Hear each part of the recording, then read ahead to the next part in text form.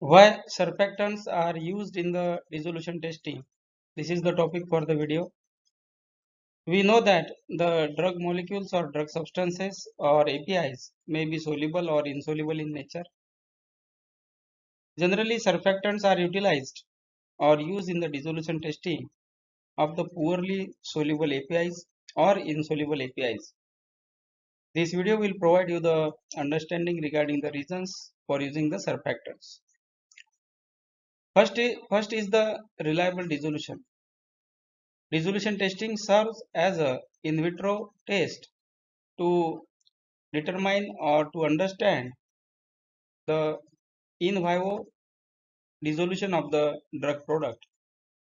Reliable dissolution testing is required for accurate prediction of the in vivo release. But there is a challenge for the poorly water soluble APIs because these APIs doesn't dissolve in the plain aqueous media or buffered media.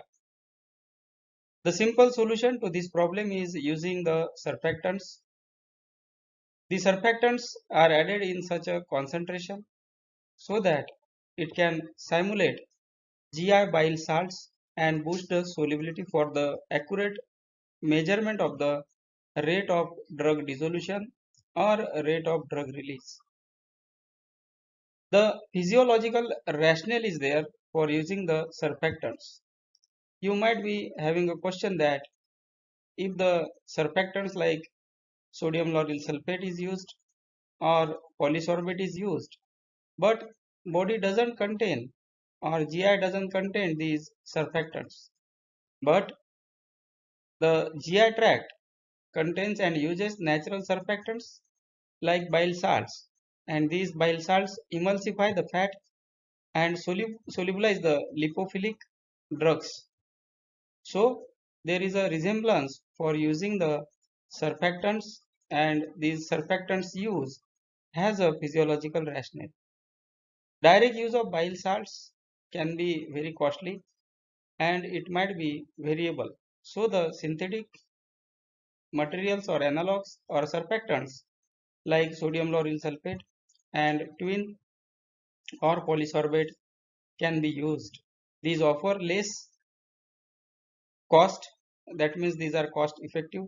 These have the consistency batch to batch and can be adjusted with the level or concentration as per the biorelevance. Now, how surfactant enhance the dissolution? So these lower the surface tension, these form the micelles, and these can simulate the GI environment. Lower surface tension means these provides wetting to the particles of the drug, and that's why these surfactants can improve the solubility and the dissolution. Micelle formation, hydrophobic drug molecules partition into micelle cores, and GI simulation, it mirrors digestion like solubilization, improving the IVIVC. That means selecting the surfactant and its level is very crucial to have the reliable dissolution, biorelevance, and GI simulation or physiological relevance.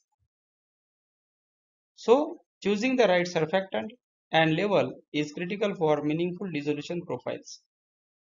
And the justification is required for the selection of surfactant and its level in the dissolution development and the report. Proper use of the surfactant in the dissolution media can provide the link with in vitro to the in vivo behavior of the BCS class 2 or BCS class 4 drugs which are insoluble. One of the most important thing here to understand is that the surfactants provides the sink condition, and sink condition is recommended for the meaningful dissolution testing and the discriminatory dissolution power. Surfactants transforms insoluble actives into measurable biorelevant data, driving robust formulation decisions. That's why surfactants are routinely used in the dissolution testing of low soluble APIs. Surfactants like sodium lauryl sulfate, polysorbates, and some others are routinely used. This is the information or rationale or reason behind using the surfactants in the dissolution testing. There are some more videos available on the channel for surfactants used in the dissolution testing. I request you to go through those videos to have good information about this topic. Thank you for watching the video.